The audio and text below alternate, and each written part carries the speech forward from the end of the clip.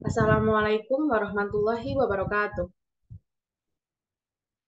Perkenalkan, nama saya Anissa Zara Naufani dengan NIM K00232113 dari kelompok SGTA 8. Pada kesempatan kali ini, saya akan mempresentasikan mengenai anatomi dari kardiorespirasi.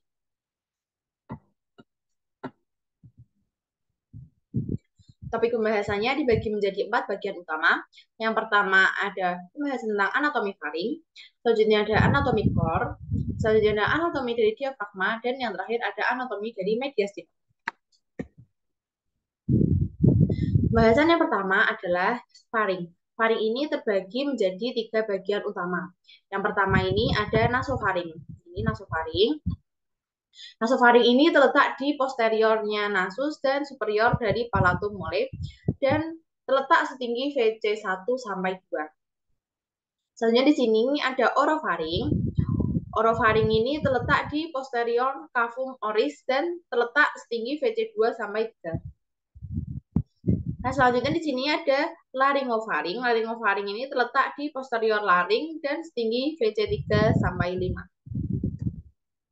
Nah, ini untuk penampakan dari faring. Yang ini tampak lateral, ini tampak posteriornya, dan ini tampak superior. Nah, yang pertama di tampak lateral ini tampak ada yang pertama ada ostium faringeo untuk bayi auditori yang merupakan bagian dari nasofaring. Dia itu adalah pintu masuk tuba auditiva yang menghubungkan nasofaring dengan kavitas timpanika telinga. Selanjutnya lagi di bagian nasofaring ini ada tonsila faringea ini. Di sini tonsila faringea ini adalah terletak di membran mucosa dinding posterior nasofaring dan merupakan pembesaran dari tonsila faringea. Nah, selanjutnya juga ada torus tubarius. Sini, torus tubarius ini juga merupakan peninggian yang ada di sebelah posterior dan dari superior opte. Selanjutnya ada torus levatorius. Sini, torus levatorius bawah sini.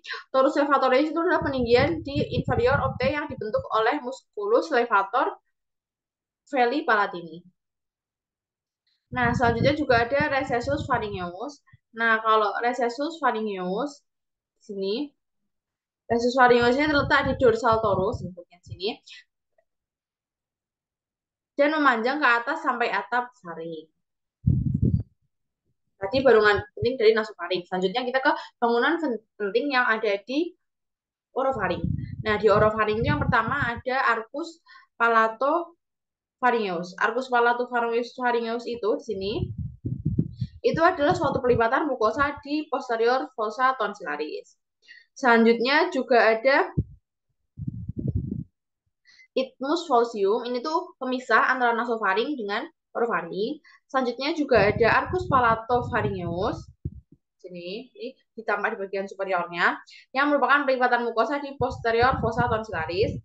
Selanjutnya ada fossa tonsillaris dan ada vallecula epiglotica. Nah, selanjutnya tadi kan sudah orofaring, kita berpindah ke laringofaring. Laringofaring ini yang pertama bangunan pentingnya ada fossa piriformis dan juga ada aditus laringis.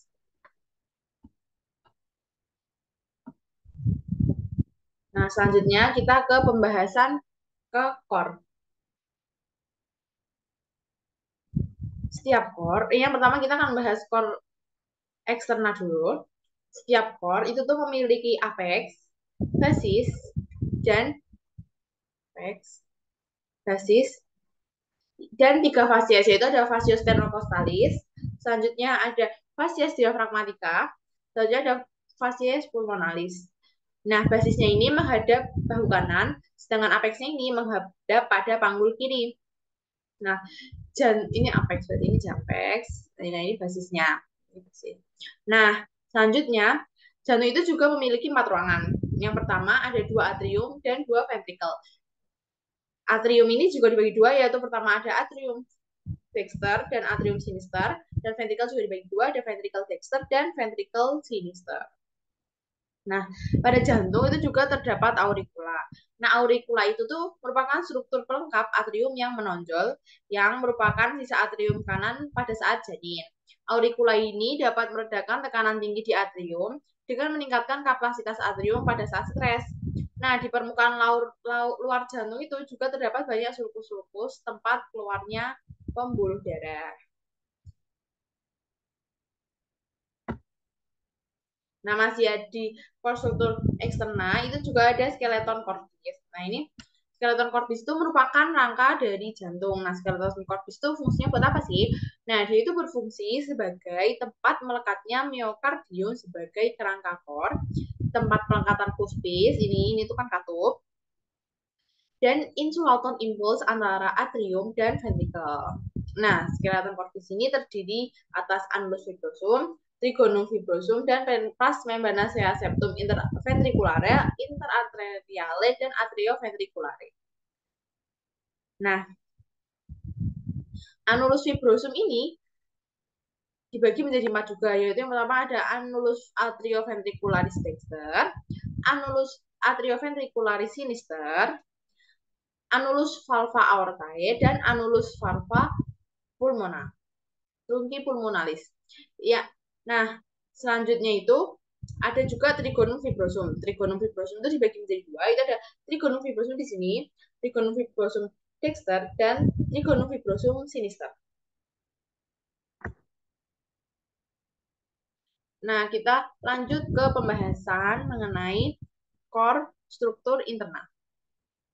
Nah, yang pertama itu ada atrium kanan, atrium kiri, ventrikel kanan, dan ventrikel kiri seperti yang udah kita bahas tadi.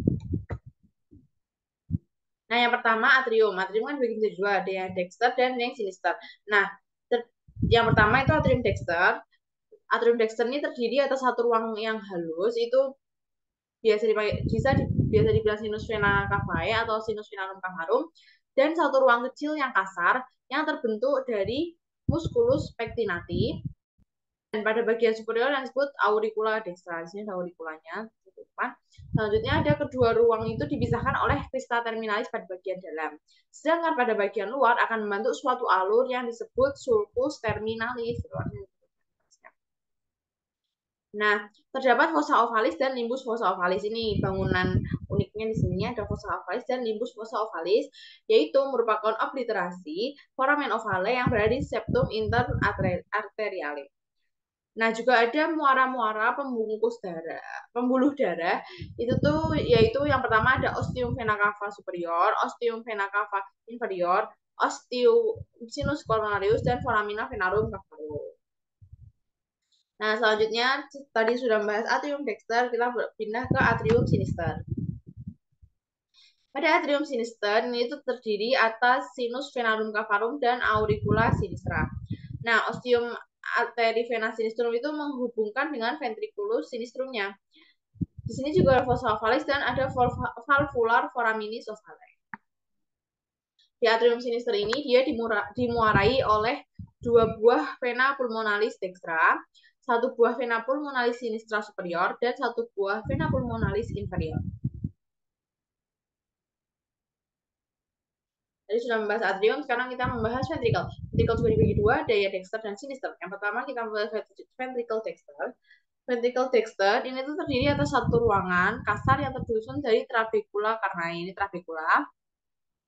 Nah, trabecula carnai ini disusun oleh tiga penyusun. Yang pertama ada musculi papillaris. Ini rekor data yang lainnya ini. Terus juga ada trabecula septomarginalis. Di sana juga terdapat bundle of disc. Selanjutnya rigi biasa yang menonjol di bagian dalam. Kemudian di ventricle dexter ini juga ada ostium trunci pulmonalis yang menghubungkan dengan truncus pulmonalis. Selanjutnya tadi udah dexter, sekarang ke ventricle sinister. Di ventricle sinister itu pembentuk apex cordis bagian sini kan. Nah, miokardiumnya itu lebih tebal dibandingkan dengan yang lain. Terus juga ada vestibulum aorta, ada ostium aorta yang menghubungkan dengan aorta, dan ada musculi papillarisnya di sini, dan juga ada chorda tendinainya. Nah, selanjutnya adalah mekanisme katup jantung. Jadi, ketika tekanannya itu lebih besar daripada tekanannya lebih besar di belakang katup, nanti katupnya akan terbuka. Itu adalah tekanan darahnya. Jadi tekanan darahnya lebih besar daripada katupnya, nanti katupnya akan membuka. Tapi kalau misalnya tekanannya darah itu lebih besar dari katup, tapi dia itu ada di belakangnya katup, dia itu nanti bakal ketutup dan makin ketutup. Jadi itulah cara mekanisme katup jantung. Jadi kalau dia di depannya itu nanti bakal terbuka. Namun kalau tekanannya lebih tinggi tapi ada di belakang pintunya, itu nanti dia akan makin tertutup. Selanjutnya ada diafragma. Diafragma ini dibagi menjadi dua bagian. Yang pertama ada pars muscularis, yang ini yang merah. Nah, pars muscularis itu juga dibagi menjadi beberapa bagian lagi. Yang pertama ada pars sternalis, yaitu ada trigonum sternocostalellari, dilewati oleh arteri vena epigastrica superior dan vasa lymphatica. Itu tempat lemah. Itu ada locus minimalis resistensi dan ada hernia bisa ada hernia diafragmatika. Selanjutnya ada pars costalis, itu bentuknya kubah pada diafragma. Selanjutnya juga ada pars lumbaris, itu ada arcus lumbosacralis medialis atau ligamentum arcuatomedial, itu ada penebalan fascia musculus psoas major, dan juga ada arcus lumbosacralis lateralis atau ligamentum arcuatolateral, itu adalah penebalan fascia musculus quadratus. Selanjutnya juga ada lumborum pada bagian pars lumbaris diafragmatika yang melekat pada vertebrae lumbaris membentuk dua crura muskular, yaitu crus dextrum dan crus sinistrum. Batas medial kedua crura akan menyatu dan membentuk ligamentum arcuatum medianum di ventral aorta hiatus aorticus. Nah, pars diafragmatika yang melekat pada kosta 10 dan 11 seringkali terpisah dari pars lumbaris diafragmatika oleh celah sempit yang disebut oleh trigonum lumbocostale Bohdaleki yang juga merupakan locus minoris resistensi. Nah, tadi kan yang merah ini namanya pars muscularis. Kalau yang putih ini namanya centrum tendineum. Oh iya, tadi ini itu tuh gambar dari abdominal surface, dari bagian abdominal atas abdomen.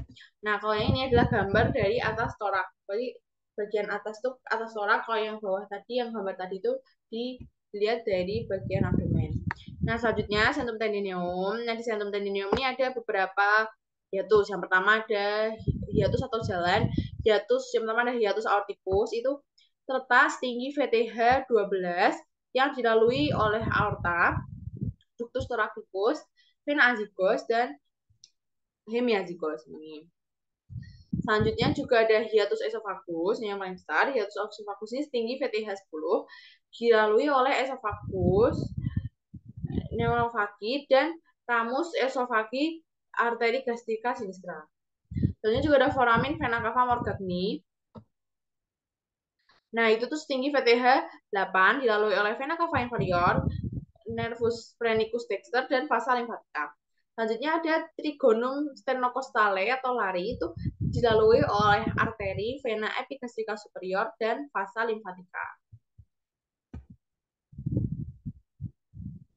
Nah, kita ke pembahasan yang terakhir, yaitu ada mediastinum. Mediastinum itu dibagi menjadi beberapa bagian. Yang pertama ada mediastinum superius, mediastinum atrius, ada mediastinum inferius, dan juga ada mediastinum medius. Nah, itu ada mediastinum superius sama inferius. Cuman yang di inferius itu dibagi menjadi dua. Yang ini itu nanti ada mediastinum ada mediastinum yang anterior dan ada mediastinum yang medium. Mediastinum adalah pemisah partisi yang lebar yang memisahkan dua kavitas pleuralis di sisi lateralnya. Mediastinum ini membentang dari sternum sampai korpus vertebrae ini. Dari apertura thoracica superior sampai diafragmatica sini. Selanjutnya, mediastinum ini berisi timus, saccus pericardii, cor, trakea, dan arteriae dan vena besar. Mediastinum itu juga merupakan saluran untuk struktur-struktur seperti esophagus, ductus thoracicus, dan beberapa komponen sistema nervosum saat struktur tersebut melintasi kavitas thoracis dalam perjalanannya menuju abdomen.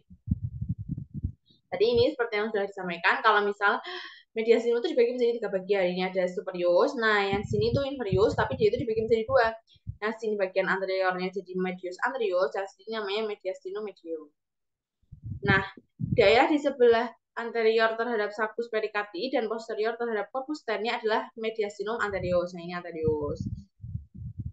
Nah, kalau yang daerah posterior terhadap sulcus pericardi dan diafragma dan anterior terhadap corpus vertebrae adalah mediastinum posterior. Daerah di tengah yang meliputi sulcus pericardi dan isinya adalah mediastinum medium yang ini. Nah, mediastinum medium ini lokasinya di tengah kavitas torakis. Mediastinum medium itu berisi perikardium, core, permulaan pembuluh-pembuluh darah besar dan beberapa nervus serta pembuluh-pembuluh darah yang lebih kecil.